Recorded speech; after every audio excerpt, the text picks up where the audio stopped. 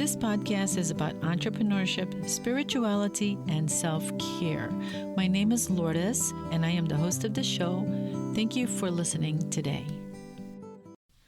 Welcome, beautiful souls, to another episode of the 8th Level Podcast, where we dive deep into the intersections of entrepreneurship, spirituality, and self-care. And today, we're going to unpack a story that hits close to home for anyone who's ever felt their hard work go unrecognized in their workplace. This is about rising above challenges, protecting your energy, and aligning your professional hustle with your inner peace. Now, picture this. You're pouring your heart into your work, sharing your ideas freely, only to find out someone else is taking credit for them. Ouch.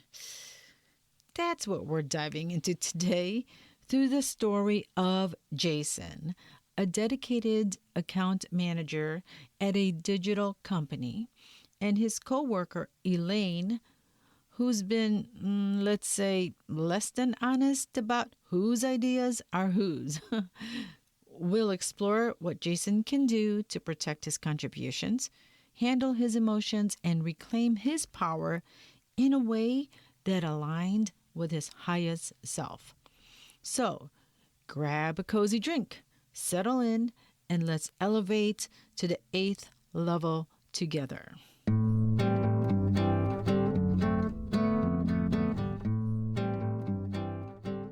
Let's dive into Jason's world. He's an account manager at a fast-paced digital company, spending his days on the phone with clients, ensuring that they are happy, resolving their issues, and keeping them loyal. It's a demanding work requiring emotional intelligence, quick thinking, and a knack for problem solving. Jason's pretty good at it, and he's really good. But then there's Elaine, hired as the process and procedure guru to organize the company's chaos. Sounds great, right? Except Elaine's constantly leaning on Jason, asking, how do you do this? What's the process for that? And at first, Jason's happy to help. After all, collaboration is key in a team, and he's a team player. But here's where it gets messy. Elaine suggests they collaborate to rewrite the client's onboarding process to make it clearer and more effective. Jason, juggling his own packed schedule, agrees, spending hours sharing his insights from years of client interactions. Elaine nods, takes notes, and then poof, presents the shiny new onboarding process to the boss as her masterpiece. Jason's name? Nowhere to be found. Worse, he's falling behind on his own work because of the time he spent helping her. And this isn't a one-time thing. It is a pattern. Jason's starting to see through Elaine's act, and he's pretty upset. I mean, really pissed, like very upset. He's heard whispers from other team members, and in a recent meeting, when Elaine tried her usual, what should we do about it? What's the routine? The room went silent. Even Jason, who's used to jump in with these answers, stayed quiet. He's woken up and smelled the coffee, and he's done being used. Let's talk about how Jason's feeling, because this kind of betrayal stings. Being taken advantage of, especially when you're giving your all, can spark anger, frustration, and even self-doubt. Jason's not just upset about the credit theft, he's questioning why he did not see it sooner. In the entrepreneurial world, we often talk about hustle and grind, but we don't always address the emotional labor of navigating workplace dynamics. From a spiritual perspective, anger is a signal. It's your inner compass saying something's out of alignment. Jason's anger is valid, but holding on to it without channeling it can block his growth and his peace. So, how does Jason process this? First, he needs to honor his emotions. Journaling can be a powerful thing to do here. Write out the anger, the betrayal, the why didn't I see this moments. This isn't about wallowing, it's about naming the feelings to release their grip. A self care practice like meditation or breath work can also help. Try this. Inhale for 4 counts, hold for 4, exhale for 8. It's a simple way to ground yourself when emotions run high. Spiritually, Jason might reflect on what this experience is teaching him. Maybe it's about setting boundaries or valuing his own worth. The goal isn't to suppress the anger, but to transform it into clarity and action. By processing these emotions, Jason can approach the situation from a place of strength and not reactivity. What Elaine's doing, taking credit for others' ideas, isn't just unfair, it's a form of workplace sabotage. Ooh, workplace sabotage. In entrepreneurship, ideas are currency, and when someone claims yours, it can feel like theft. Elaine's behavior thrives in environments where contributions are not clearly documented or communicated. She's banking on Jason's willingness to help and the lack of transparency in their process.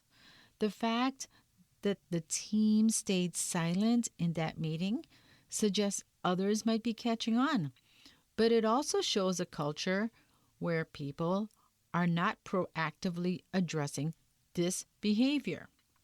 From a business perspective, this is a leadership gap. The company's owner needs to know what's happening, but Jason has to approach this strategically. Confronting Elaine directly might feel good, but it could backfire if she's manipulative or defensive.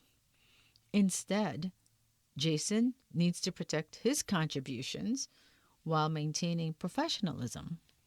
This isn't just about fixing the past, it's about preventing this from happening again. So, what can Jason do to stop Elaine from hijacking his ideas while staying true to his role and values?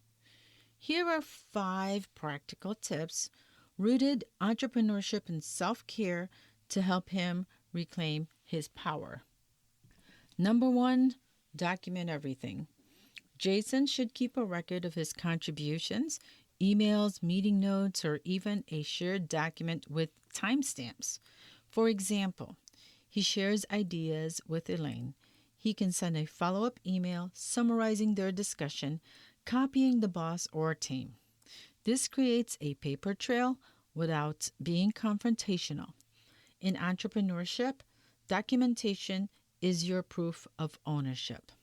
And number 2, set boundaries on help requests. Jason's an account manager, not Elaine's personal consultant. Next time she asks for help, he can say, I'm swamped with client work, but I'd be happy to point you to the existing process documents. This redirects her without burning bridges.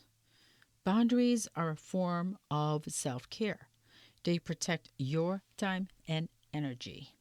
Number 3, present ideas directly.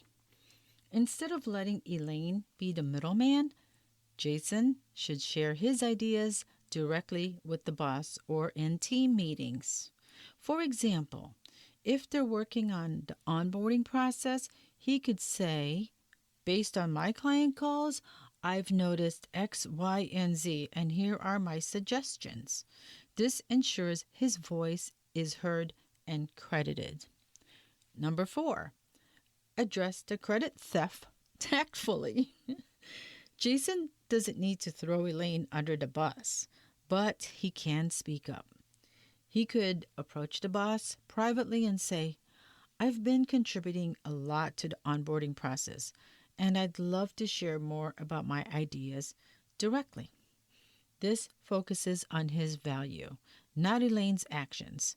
Spiritually, this aligns with his speaking your truth without malice.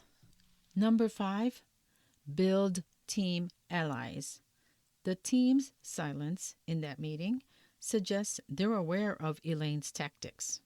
Jason can build rapport with colleagues by sharing credit generously when they collaborate. This creates a culture of mutual respect, making it harder for Elaine to exploit others. In entrepreneurship, relationships are everything. Nurture them. Beyond tactics, Jason needs to protect his emotional energy. Workplace drama can drain your spirit, especially when you're already stretched thin. A self-care practice like daily affirmation can help Jason stay grounded. Try this. My work is valuable and I share it with integrity. Visualization is another powerful tool. Jason can imagine himself confidently presenting his ideas, receiving recognition, and setting boundaries with ease. Spiritually, he might ask, what's the lesson here? Maybe it's about trusting his intuition or valuing his own expertise. By focusing on his growth, Jason can turn his frustration into a catalyst for personal and professional empowerment. So, listeners, what's your takeaway from Jason's story? Have you ever had your ideas taken or felt unseen at work? I'd love to hear your thoughts. Drop a comment on our social media or send a message. Here's your challenge this week. Identify one boundary you can set to protect your time or contributions at work. Maybe it's saying no to an extra task or documenting your ideas. Small steps lead to big shifts. And if you're feeling stuck, try that breathwork exercise. 4 counts in, 4 hold, 8 out. It's a game changer for finding calm in the chaos. That's it for today's episode of the 8th Level Podcast. Jason's story reminds us that entrepreneurship isn't just about building businesses. It's about building ourselves. Protect your energy, speak your truth, and keep rising to that 8th level. If you love this episode, subscribe, share it with a friend, and leave a review. It helps me reach more souls like you. And if you enjoy this and my other episodes, buy me coffee. The link is below. Your support helps me keep the show flowing and the conversations growing. Until next time, stay aligned, stay empowered, and keep shining. I hope that you enjoyed this podcast, and please share this episode with your friends. Please subscribe, rate, and review this episode. Thanks for listening.